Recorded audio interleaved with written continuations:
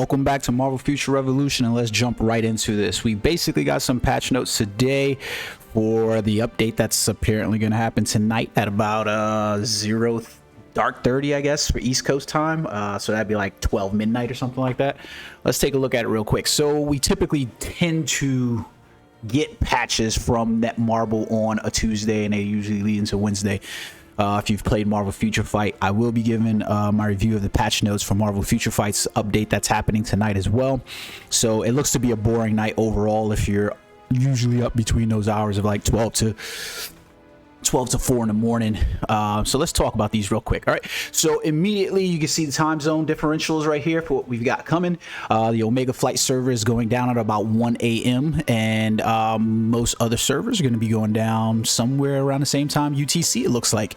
So nobody's like literally off schedule there, and you can see they're going to be lasting probably about 3 hours. So 2 hours, 3 hours. All right, so let's jump right into these patch notes immediately. There's not a lot of information in here just yet because we're going to apparently release some more detailed patch notes, but let's take a look at some of the improvements that they talked about. So they shortened spawning time of prime targets, the most wanted ones inside New Stark City and the Hydra Empire. Everybody was having problems getting Red Skull to pop up, so that kind of makes sense. I think they just need to reduce the spawning time of prime targets in general, or directly without, you know, having some kind of back end deal of, you know, how many people you kill or something like that. Maybe just put them on I think the best thing probably would do is just put them on a timer, so that way, you know, it's like a timer that we could all do. Like if you look at BDO, for instance, right?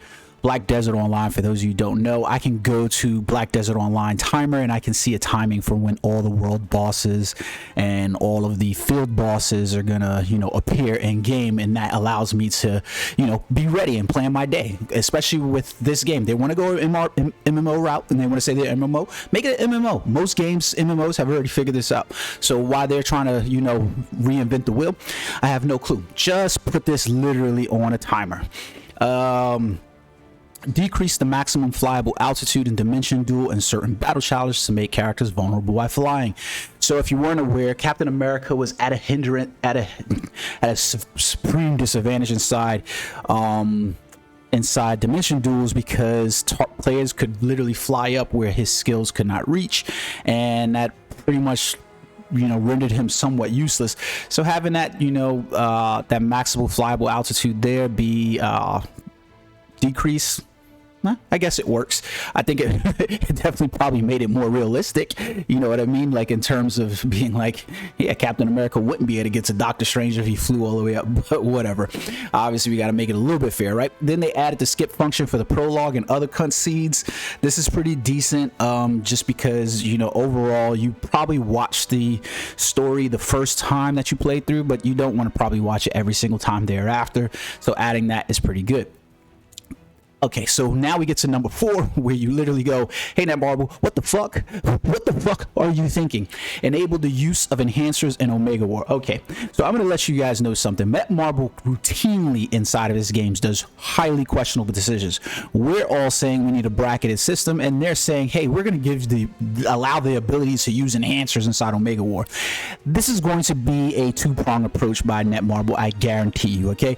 Number one, they're going to do this so that way they could sell the usage of these enhancers, right? Because right now you don't really have a usage for these enhancers at all, like especially with the squad stuff. There's no real usage for these enhancers. You're only using enhancers to accelerate, you know, your damage output inside like the most prime hunted targets or inside dark zone. So we've got to be able to sell these enhancers for other reasons, because, you know, the whales basically have already out leveraged you in power. Making these enhancers usable inside Omega War ain't gonna help you, because if you have them, then the whales have them, and right now the main problem is you're getting one-shotted by whales, and ain't none of these enhancers gonna help you not get one-shotted by whales. That's just the truth of it. What the fuck they're thinking, I have no clue. So that's the one approach, is that they're giving themselves a way to sell these enhancers to you, right?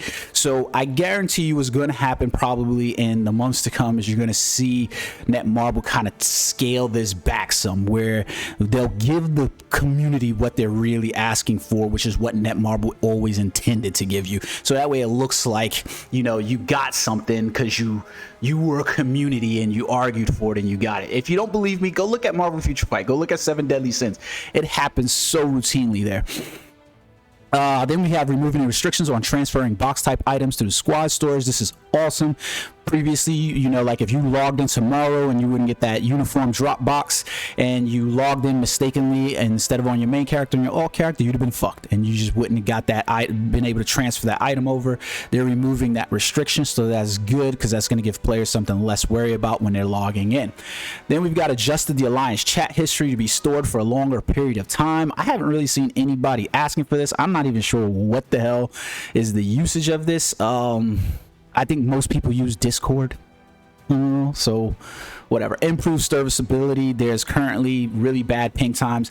I think I'm sitting in Virginia. Okay, I am in Virginia, and as far as I know, the servers are located in Virginia as well, especially for the East Coast, and I still get anywhere from 150 to 200 millisecond ping time, so that gives you some kind of idea about that. Improve the conditions to skip blitz raid and special operations cutscenes.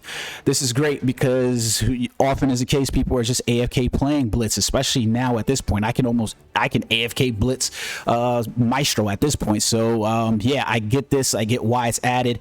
I believe that they're gonna have to do something overall with these modes though, because obviously I think the player base has went faster into being able to eclipse these missions than they probably anticipated, and so we're gonna need variations on these missions, probably, you know, some other higher modes that you force players into playing the mode instead of just having them autoplay. The more autoplay that happens, the less retention you're going to get with player bases. That's just the truth. So then you can see what the conditions are. Basically, if it's 4 more players, 3 or more players, whatever it is, you basically only need 1 player of the group to skip. If it's 2 or more players, and go up after that. So whatever it is. Some in-game errors for text display. So like you said, there's gonna, after the maintenance, I'll give you guys a breakdown of the maintenance notice after that. Then we have some new events, and these things are gonna probably be things that are gonna target the free-to-play player community as much as possible and kind of make you happy while also making you sad, and you'll get why I'm saying that, because along with those we basically got new offers that are being added to help our agents grow stronger. I don't know how many times I've seen this word inside Marvel Future Fight. To help our agents grow stronger, new offers will be added to the shop. Information regarding will be posted after the notice. Those new whatchamacallits are always a what the fuck moment for me. So we've got SIF training for the battle event, which is going from 9/8 to 9/26. This is pretty decent. It's the same thing as the Omega War. I feel like it's going to lock out a lot of players or force a lot of people into Dimension Duels, playing at their heart's content, because you can see I am going to need to kill somebody 100 times. I'm gonna have to win Dimension Duels 20 times. Guess what? I'm gonna have to defeat 100 opponents inside Omega War. This should be very easy for the whales to clear. I think the hardest one that's on this mission is going to be accumulating dark zone points in the dark zone. You can do this a number of ways, and I think for most players, try to get in the off times from the experience boost up event. But the ultimate award for completing these things is going to be a 4-star region costume box. Now, a lot of people I have seen, obviously because I'm recording this towards the end of the day, are kind of excited about this, and I'm like, are you guys fucking stupid? It's a 4-star region costume box, but I don't think people still understand that that's not a 4-star region costume selector box, meaning that a 4-star region costume box will include the Hydra, the Megardia, the New Stark City, but it will also include the uniforms that you can get from that region. So you're still most likely, the same way we have the 4-star region costume boxes now that are granted to us inside the monthly check-in and so forth, you're still probably most likely, some people will get lucky and end up with a, you know, a named region set. I'm still trying to figure out a way to call those. I'm liking them to, you know, the obviously the best in slot items are going to be lower, so just think about that, guys. Keep that in mind. Now, there are going to be some people that get lucky, trust me. There's going to be some people that get lucky in there, so that's good. for the players that get lucky anyways. Then we've got the Mad Scientist event. Let's just open this up in a new link tab. Then we've got the Mad Scientist event. I love the Rocket Raccoon. You know, it's really fucking funny to let you know how this is Marvel Future Fight 2.0. If you look at the paster for the Marvel Future Fight 2.0, Marvel Future Fight update that's coming, they actually use Rocket Raccoon, which is unrelated completely to the update, which has me in the feelings that, you know, they basically just reused resources from here. So we've got maintenance tonight going for that as well. Anyways, let's jump right into it. Basically, you're getting a mystery box every day as long as you check in. What's included inside that mystery box is the question. Back over to you, Pam. So what we get is basically you log in every day, and you can complete these special requests, basically go around and defeat some of the most wanted, defeat some of the blitz guys, and you're gonna get a mystery box. The mystery box doesn't really have great items inside of them. That's genuinely the truth about them. Is they're gonna have like things like you see like the mystery box 1, you get some sin particles, some Stark super allies, some, you know, glimmer dust, blah blah blah. The things that you're most likely wanting though is these costume draw tickets, the card draw tickets, and dimension box tickets, along with probably the raid reward tickets. Those are the things you really want. Those are the things you're probably not going to get or have the least drop rate inside them, so be aware of it. But it is still a free event. You're still getting something for free, and keep that in mind. It's pretty good no matter how you look at it, because you're getting something for free. That's my thought process inside of it. No matter what you do and look at those, you're getting something for free, so that's good. Then we've got the costume draw festival event, which I think is probably the best thing that's going on, but most probably, you know, one of the things that's going to kink a lot of people up. You're going to basically be able to get 15 costume draw tickets. That's 15, which also amounts to, I believe, 30 Omega points. So you're going to be able to get those 30 Omega points. The new offers that they're going to have, you can exchange Omega points to require draws for special costumes and region costumes. So you're going to check those out. So obviously, you know, they probably didn't sell enough of those costumes, because, you know, you probably got enough news from the player base that said it wasn't worth drawing on these costumes.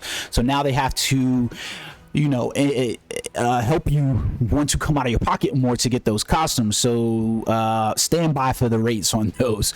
But basically, when you do costume draws, it's saying that there's going to be a higher chance of acquiring costumes in the table below. So basically, it's still the region costume, new Stark City, Xandorf, and all those, but you can still get the regional sets that aren't the region name set. But it's saying that the draw rate of region costumes increases while the draw rate of basic costumes decreases. What's the draw rate? Because as we already seen, the draw rate is atrocious in this game, which is the reason why a lot of people, including myself, have sent Darth microtransaction, Tony Bing, everybody's telling you, like, don't draw on these things. It is that terrible. It'll nearly cost you $10,000 just to get the freaking Rise of the CE set. So, but you're able to get something which is going to help you actually level up something anyways in the game. So you're getting one costume draw ticket is basically going to be claimed every day for a total of up to 15 tickets. That's pretty amazing. The event rewards will automatically be sent to the inventory of current hero. So similar to the stuff that the push rewards that you've been seeing lately, that's pretty much what you're going to get. As long as you log in that day, you'll get those rewards. Overall, these patch notes are basically, yeah, you're gonna get some free stuff in order for them to do some server stabilization, and and I hate to say it, you're getting some free stuff along for them to do server stabilization and introduce new items for you to pull. We're not actually getting anything new in the game, at least from these announcements. So we're not getting Ileana, we're not getting the invasion mode, unless that stuff is stuff that they end up releasing later on. So overall, that's what my take on the notes are, is, you know, there's not a lot going on here from these developer notes right now. This is basically a stabilization, server stabilization, and a means for them to change up stuff inside the store, so that way they can sell you some products and stuff like that. Remember what I've told you, basically, if it's not the Alpha Omega bundle, if it's not the Alpha Omega bundles, then it most likely isn't really worth it. Those are the things, the future memberships and the Omega bundle, squad bundles, and the Epic bundle are probably the most worthwhile things. Wait for players like myself and others who are YouTubers to let you know, because we're spending money and it's going to help you, the free-to-play player, not waste money by letting us take a look at some of the stuff and spend our fucking coin. And that way you will know automatically, hey, is this going to be worth it for me? No, not really. I can avoid it. I'll just collect all the free-to-play stuff that they're giving away for free anyways, and I'm good to go. Can go on my happy way and keep being happy about playing a game and not feel like I'm getting shafted. But guys, I'm looking forward to seeing what happens after the patch. I might try to jump up early and go to sleep early tonight, but we'll see. So that way I'm not just jumping on here and giving you guys at the last moment like I am right now. Look forward later tonight for the patch notes for Marvel Future Fight. Looking forward to bringing you guys that, and then hopefully a patch review will follow all of this in the morning tomorrow. All right, guys, until next time, peace.